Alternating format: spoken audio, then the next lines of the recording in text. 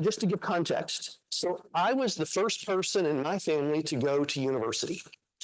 So there was a lot happening when I was a student that my parents didn't understand because they hadn't been to university. My aunts and uncles hadn't really, cousins hadn't really. And so I think we have a particular soft spot because we have a lot of students like in that situation here at UTM. Now, I figured out a lot on my own, but I think we've learned that it's better to engage all parents to help provide advice to your students. And so we provided a resource sheet when you arrived, and I've got to find the right here. We gave you this sheet. I think we tried to give one to every household. If you want to pull it out for a second, I want to talk about that.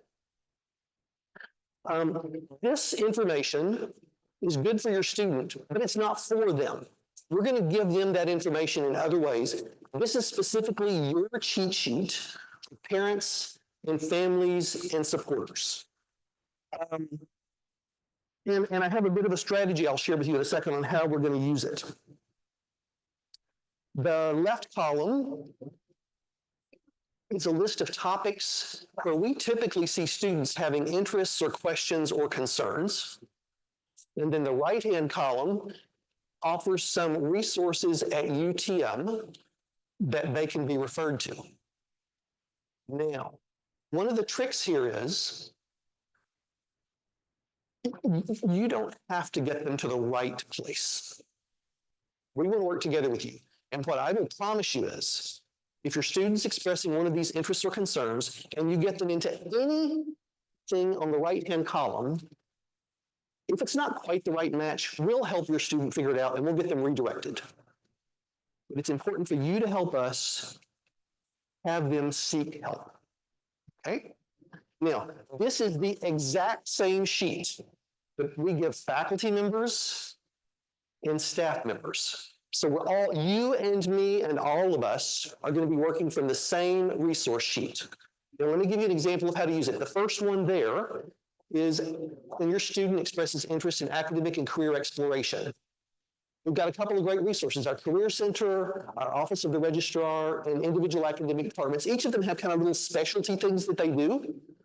But generally, if you get your student to hit any one of these, we'll help sort the rest of the way. My second example, academic support and performance and grades. And I really appreciate a professor's perspective on this. Everything he said rang completely true to the experiences of me and many of the folks on my team. But here's some of the sources that we have. Now, he mentioned the second bullet, instructors and teaching assistants. Fantastic opportunities for students. We also have the Robert Gillespie Academic Skills Center on campus. It offers workshops, one-on-one consultations. And when I send students there, I always say, this place will help you if you're making Ds and want to get to making Cs. And it will help you if you're making B pluses and you want to get to As. So it's for all range of students. And they offer fantastic programming. Office of the Registrar, academic advising, the library. Something I learned early in university that was important is librarians here aren't just about the books in the library. Every field of study here actually has an assigned librarian who knows what's going on in classes, who knows when tests are coming up, who knows the kinds of resources those students need to use to do assignments well. So one of the things that happens over the course of the next week is in those first meetings of first-year classes, your students will be meeting their resource librarian who's an expert in the course that they're sitting in. So if your student's raising issues about academic support and performance or grades, if you can help point them to any one of those, we'll take it from there. Let me give you just a few more examples. Actually, I'm going to go back just for a second.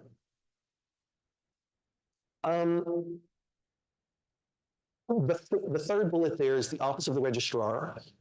And I'm going to support and provide a little bit different perspective on what the professor has just said. And that is, his message is perfectly on board with, if you're not doing well in a class, it probably means you need to change your strategy a bit. Your student needs to change their strategy a bit. But there are two opportunities where I think sometimes you have to think about your student abandonment. And particularly in the Office of the Registrar, we're comfortable talking with your student about that. So, for example, your student probably has their schedule developed now. They have their plans for what they're going to start doing on Tuesday.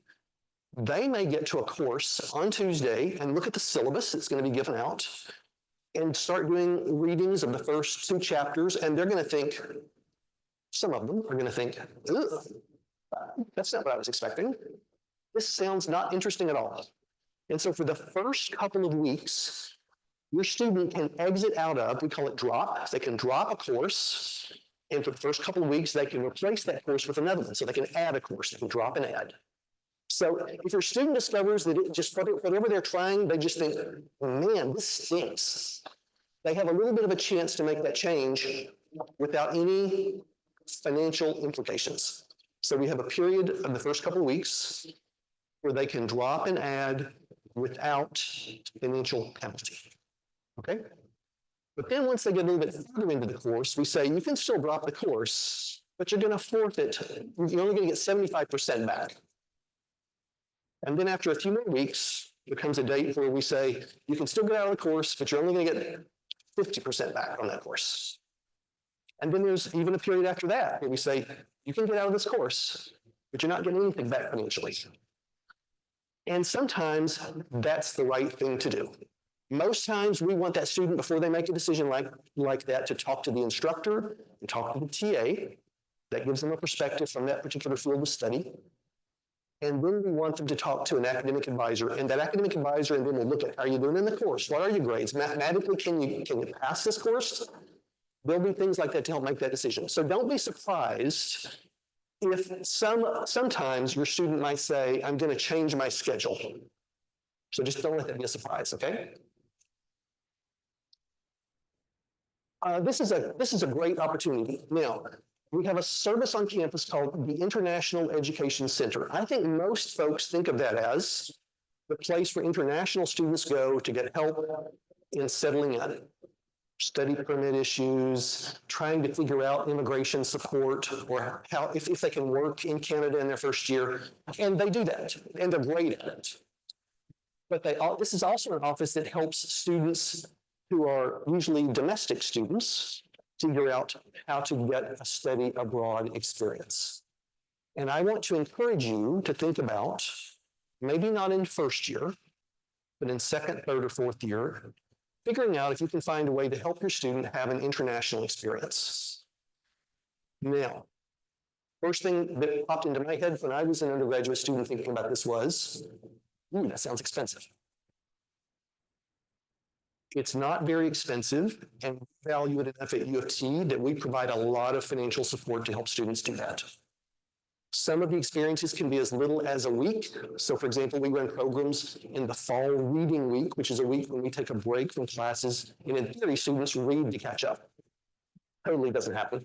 But if they want to keep learning over that reading week, they can go, we have some courses where the instructor takes the students to a place that's related to the course they're studying, and they continue learning there in place. The example, sometimes staff go along to kind of support the trip. I went to Cambodia with a class in sociology, and we were looking at kind of the aftermath of conflict and war. And during the course of that trip with the instructor and connections that he had made, we had chances to speak both with Cambodians in their homes and what it was like to be a victim of what happened there. And we even had a chance to talk about the different perspective of the officers who were inflicting some of the horrible things that happened there, and how that community had still come together to kind of rebond in really meaningful ways. So it's a sociological look at the aftermath and the impacts of conflict, war, and resolution. Side note, that's when the UN was conducting some court proceedings to try to find out who was responsible at the time. We actually went to and met with officials there, the judges who was involved in that tribunal, where we met a U of T law graduate who was there doing a placement. So big, cool world. And this is the kind of opportunity through the International Education Center that we can facilitate for your students at not much cost, and running from as little as like a week to a full semester to a full year. Okay? My final example, next to final example, and that was already mentioned, was involvement in making social connections. We have all these great UTM student organizations. We have the Center for Student Engagement with volunteer leadership and service opportunities, the Career Center, which can talk about on-campus employment and volunteer and service opportunities, and the Recreation, Athletics, and Wellness Department, where your student can meet others just through doing great things that help their body and their mind around teams and fitness classes and workouts and things like that. One more example, just I'm going to tie two things together. We mentioned the Career Center here.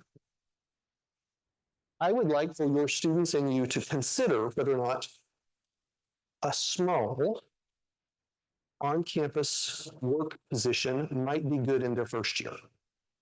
Some students and parents, families, just say, just focus on your studies this year. Let's not worry about that yet.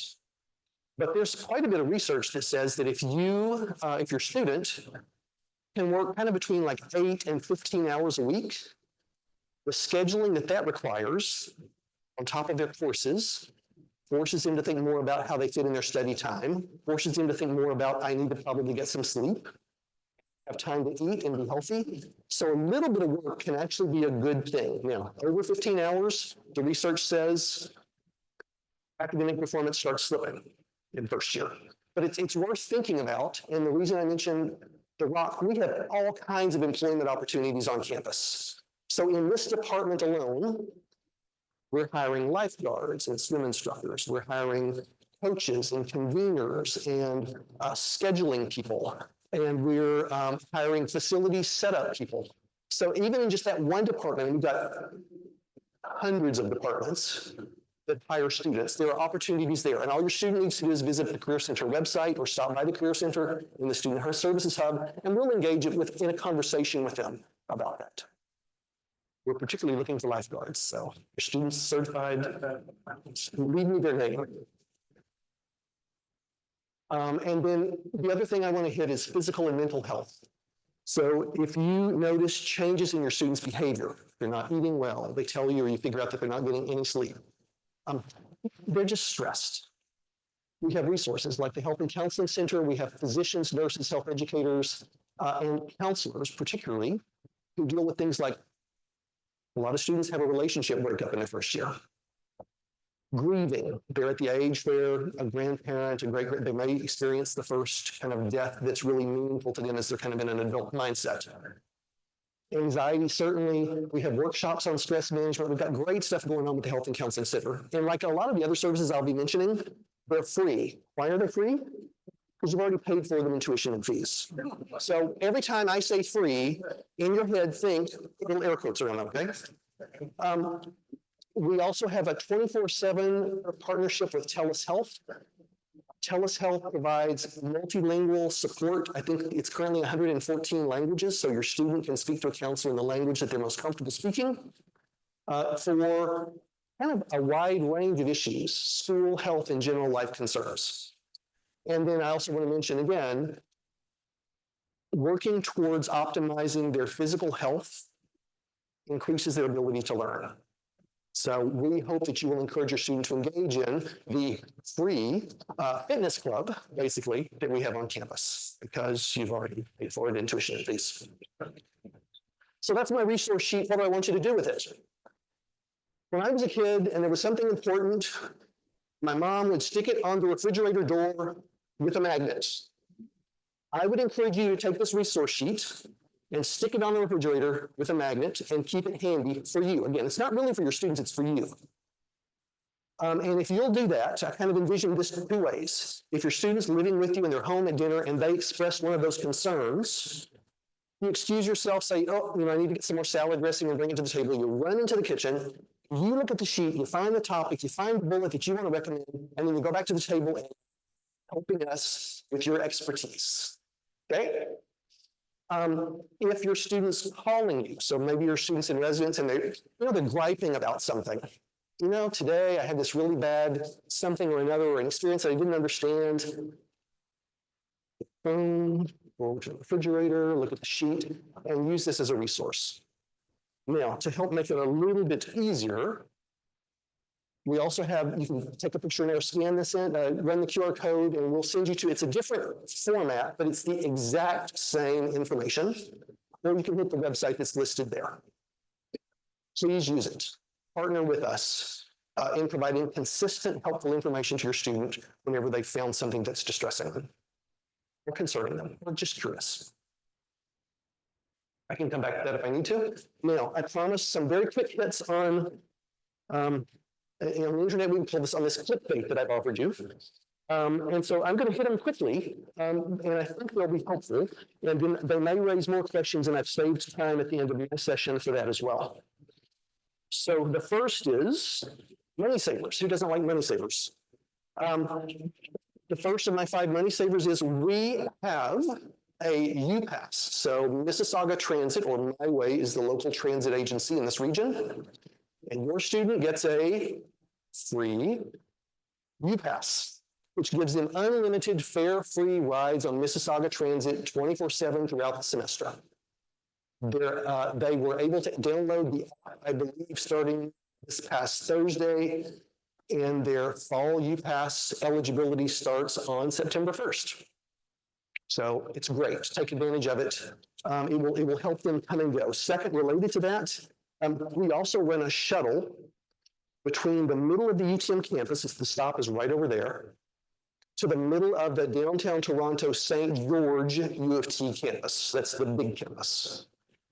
We run it about every 20 to 30 minutes from way early in the morning to way late at night on weekdays, and then some on weekends as well. So if your student has reason or want to go downtown, particularly for an event or an activity at the St. George campus, a big speaker, something like that, they can use the shuttle to do that. And again, it is what cost? Free. Thank you for buying into my logic. The third, I already hinted at, and that is they don't need a fitness club membership because the facilities we have on campus are fantastic. So we have Mississauga's largest cardio and weight room. We have a 25-meter 8-lane pool with both casual time and kind of formal swim time. We have 3 gymnasia spaces. We have squash courts. We have all kinds of facilities, indoor walking. We've got beautiful outdoor stuff. We're along the Credit River Trail. They can take advantage of that. And again, their healthier seeking buddies will lead to better learning. My fourth, I'm going to call it money saving, but that's a bit of a stretch. Let's talk about parking for a second. Parking and patience is what I call this. If your student is driving to campus, we will sell them a parking permit. They can either buy a permit for the semester or a permit for the year, or they can pay each day that they're here. It is not cheap. Everyone, staff, faculty, students who wants to park on campus has to buy a permit. And the cheapest permits start at about almost $800 for the academic year and run up to like $1,400. So, and that's because, sorry, I have to kind of excuse that. That's because the people who drive on campus and park need to pay the real cost of parking, building a parking lot, painting little stripes, clearing the snow. So if your student's not driving on the campus, they're not paying a dime towards parking. What if he lives in the dorm and he wants to have a car? He can. He can't. He's going to pay the same price. He's going to pay the same price, but the lots that he has offered are a little bit different. I think better. Yeah. But yeah. So here's, I think, my money saving strategy here is, if your student comes to campus, particularly in September and October when it's very busy, and they get here 10 minutes before their class starts, so they need to rip into campus. Hopefully they're not breaking the speed limit, but they're ripping into campus and they need to find a parking spot fast so that they can rush to their class if they're there when the instructor starts. They probably should buy an expensive permit. But if your student can plan to be here like 30 minutes before things start, but the least expensive, that kind of $700 and something permit, I call it a parking hunting permit. You get the idea? So they'll find a space, but it may not be that they pull in and it's in the first row and they find it in 2 minutes. They may be pausing a little bit and waiting for somebody to back out. They may be needing to go to the back of the parking lot instead of the front of the parking lot. So if you're a student and you want to save money on parking, they should plan on arriving early if they want to buy the more reasonably priced parking permits. That's kind of money saving. And then last, I want to talk about textbooks, and that is, have your students bought textbooks yet? Okay, it's about time, and the bookstore on campus and online can help you do that. You can potentially save money both by buying used textbooks, because our bookstore has used textbooks as well. Whether they buy new or used, at the end of the term, they may be able to sell that book back to the bookstore or to friends. If they can sell it to friends, they'll make more money than the bookstore is going to give them. But that's great. Or they can rent or lease, I forget what language they use, textbooks as well. And then they just turn them in at the end of the term. So some of the courses that your students take, they'll realize the textbook is valuable, and they'll probably use it for the next year too, to kind of go back to core concepts and things if they're following their program of study, their academic interest. Others, probably not going to use again.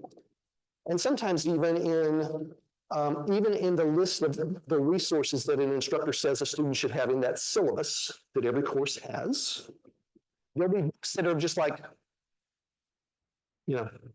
read one chapter out of this book. That book could cost like $100.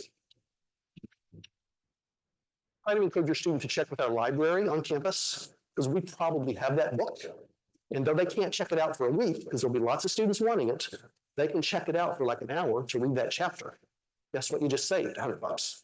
So there are strategies that you and your students should be thinking about how to save money, and that's a perfectly reasonable thing to do. Next, we'll start going faster here. How to find out how your student is doing. I used to save this topic for someone to ask me a question about it, and I've changed now to just putting it right up front. If you call as a parent or family or supporter, and you say to me or to an instructor or to the office of the registrar or to an advisor, hey, how's my student doing? We will not tell you a darn thing. Okay? But there are perfectly timed, perfect language. I should pay you for that. During the break, I want you to come down and get some candy, whoever found that was. But I do think there's a way that you can bargain with your student that's reasonable. So there are kind of two ends of the perspective here. You get to the end of the term, you haven't been talking with your student a whole lot about how they're doing, and you say, hey, how'd you do? And they're avoiding the topic. Or you can engage over the course of the entire term in conversations with your student about how they're doing. But I want you to think about doing it in a particular way. Some students come home and the parents knew that they had a test or something like that. What was your score? What's the grade? How'd you do? Not a great way to start that conversation. Think about instead, every day when your student comes home, if they're living with you, saying, hey, what did you learn in class today? Just tell me a little bit. And if you get in the habit of doing that and your student gets in the habit of having that conversation with you, they will more naturally tell you how they're doing. Nothing will be a surprise at the end of the term. But you can either do it in that confrontational way that's demanding, or you can do it in a much softer, gentler, and more helpful conversation about what did you learn? How are you feeling? Have you met the instructor in their office hours yet? Did you go to your tutorial? Because I hear that those things are great. So think about the way that you can have those conversations that softens their willingness to tell you how they're doing. But now I'm going to go to the other extreme, and that is your student is good at sometimes misleading. The courses that they're taking will either start in September and end in mid-December, or they're going to start in January and end at the end of April, or there are some courses that actually are the whole stretch. They start in September and they end in April. And so the courses that start in fall and end in December, they're going to get a grade in December, January. So you as a parent maybe could negotiate this way. Glad to help you with your fall expenses. But as an exchange for that, I would like for you in December to be prepared to show me on U of T's system how you did. So you call me, I'm not going to tell you. But if you set up the expectation now with your student about what's going to happen in December, that will shape their thinking.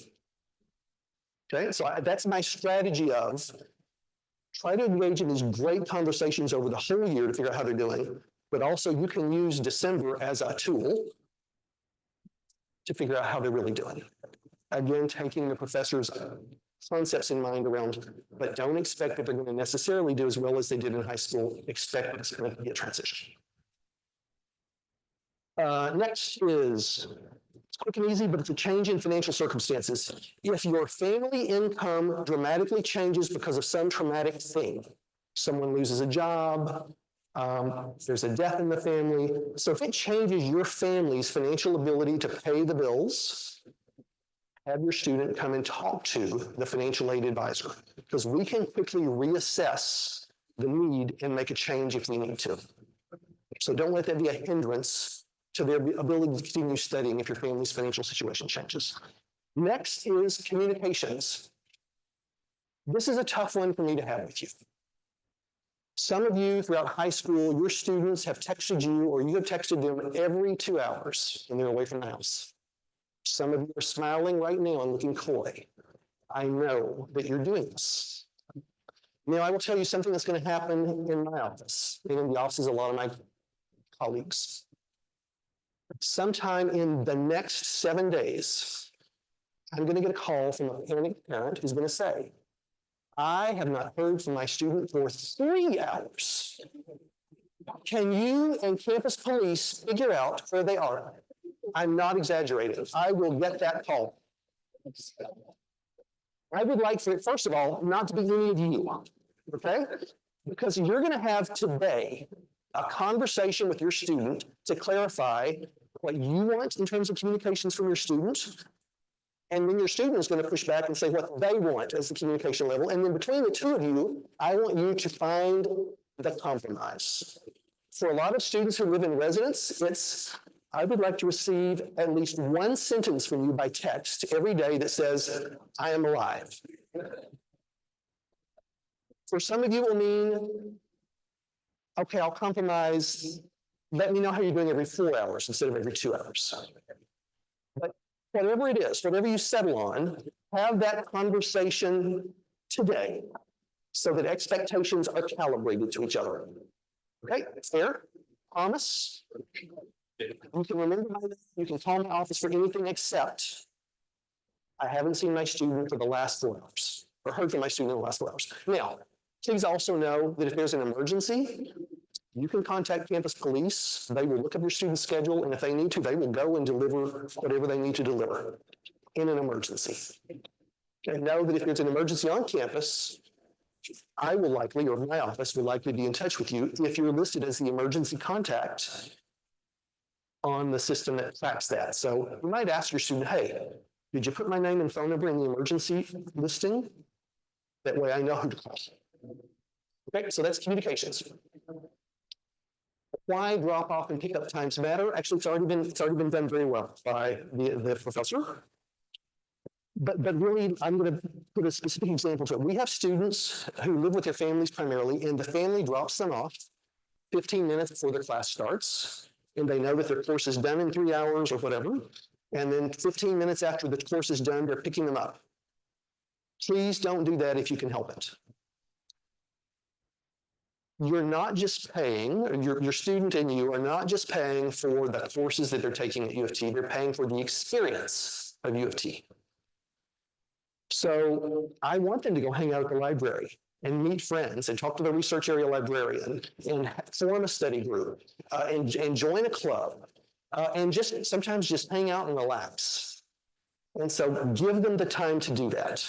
So just think about that, especially if you're helping provide the ride. Okay. I titled this Good Ways for Shy Students to Make Strong Connections, but it's really good ways for any student to make strong connections. And I'm going to go a step beyond what you've already heard. Let's see if where I put this. Yeah, right there.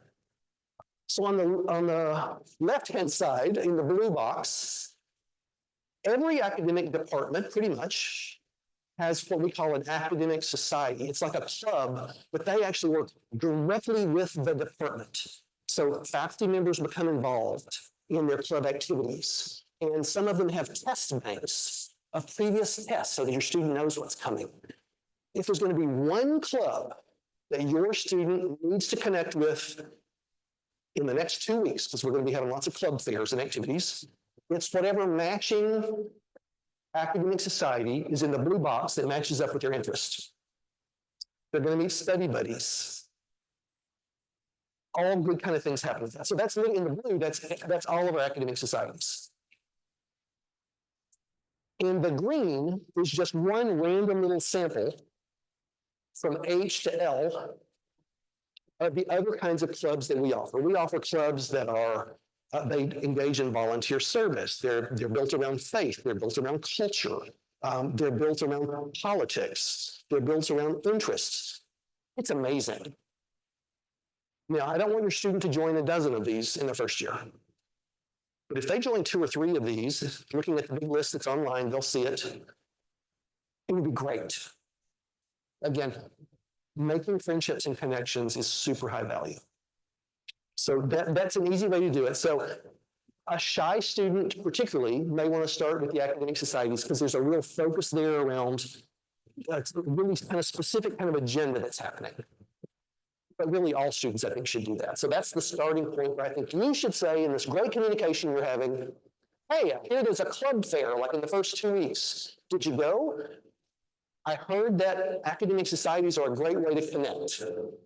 And then if you find some other interest there too. And just by the way, for your information, if they don't find a club that's of interest on the green list, the big longer green list, the real green list, we'll help them start a club with their interest. Because we know that club connections are a way to make strong friendships, and that's part of the university experience too. Good, let me go back one more here. Why you shouldn't be surprised if your students' academic interests shift. We've hinted at it several ways, but I'm going to do it again. 2/3 of students across North America change their major at least once before the end of their first year. Let me say that again.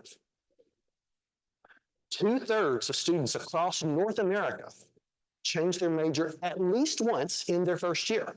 I changed my major 3 times in my first year, and I did okay.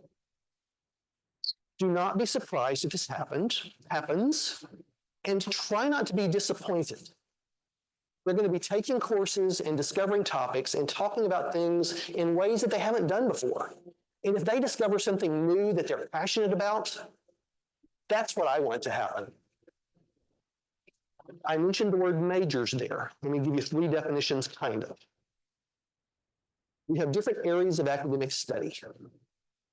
We major student on their application for admission, write down the one that they're most interested in. That's kind of what their admission category was based on. And most students in most television shows and things that you see that kind of talk about university life, talk about your major.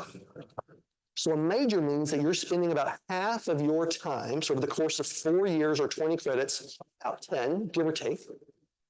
If they're focused in one particular area of study, that's what we call a major. They're kind of specific, and we have a kind of a catalog that talks about the requirements, but generally that's a major. But we also have something called a specialist and something called a minor. So a specialist means that they're spending like 2/3 to 3/4 of their time focused in that particular area. So a super deep dive into that academic area. A specialist, a major, now what's a minor? A minor means that they're spending kind of the equivalent of 1 year, but spread over 4, taking courses in something. Now, a lot of students and a lot of families like their students to do specialists, and that's great. But again, recognizing it's a deep dive into one area. I think that if your student's willing to consider 2 majors, which can be done typically over 4 years, but we'll talk about full-time studies in just a second. I think double majors are fantastic. And the wilder the combination, the better. Okay? Because it works out the whole part of their brain. Like I love it when a science student also does a humanities kind of category major, because it's activating their brain in different ways. And with sciences, you're spending a lot of time doing lab work. Or if you're doing sociology, you're spending a lot of time reading. So again, it's activating different parts of your brain. And employers love this stuff. They like people who think big and have broad understandings and then can bring expertise to it. So don't be surprised if your students' academic interests shift. Be open to hearing them talk about maybe what else they want to study or add in. And let me go to the 4-year thing. We build our programs, our degrees, to be 4 years long. For the average student taking the average load, it's a very kind of average calculation. If your student wants to take 5 years, it's fine with us. There are sometimes very good reasons for that. If your student wants to speed up and take summer school to earn more credits than in a normal academic year, that's okay. Let me also then, as a side note, pitch, though, I think your students also need downtime. So I think if you and they can think about taking summer off from studies and working so that they get some job experience, especially if it's job experience related to the area that they're studying, wouldn't that be great? But we're flexible. But know that generally speaking, we're hoping that your student can graduate in about 4 years. Some students need to take part-time because they have greater financial obligations and work that they need to do to help contribute to family. Some students have learning disabilities, and so they need more time to process information. And so they may want to take a reduced course load. So there are lots of reasons to not do 5 credits a year over 4 years equals a 20-credit degree. But that's just kind of, just know that when we say 4 years, that's kind of our target for your student generally. I think I have one more point, and then we'll do a few questions that I would like to hit. We have the most fantastic resource. They're called program plans. So I'll show you the website in a minute where you can look at all of them. There's a bunch. But my example is I pulled the program plan for political science. It's a 4-page simple sheet available as PDFs as well. But on the first page of every one of them, there's one thing that says, what can I do with my degree? And it reminds students or informs them of the kinds of careers that graduates in political science, in this case, can do. And it's a great, like all of these lists are great. And then it also mentions what kind of workplaces are generally most interested in this degree. The 4th page talks about the skills developed in whatever that program is. And then some of the clubs and things that are directly related. And then the middle spread, the center 2 pages, are a way that we want your student to think about being engaged in all 4 years in their plan. So the left-hand column with the dark blue boxes, plan your academics, build skills, build a network, build a global mindset, and plan for the future. We want your student to do all 5 of those things every year. And we actually give them ideas. So first year, plan your academics. We're saying, like, if you're in political science, here's some courses you probably want to be focused on. How do you build skills? We've got some examples of how you build skills in your first year. How do you network in your first year? How do you build a global mindset in your first year? And then how do you plan for your future in your first year? That's a to-do list for them, with another plan for 2nd, 3rd, and 4th or final year. I think there are like 100, there's about 100 program plans at UTM. Why don't you go look at them? They're great. It'll give you ideas about what your student might not be thinking about so you can engage in these conversations. I think it's my favorite information resource on campus, and I really encourage you to explore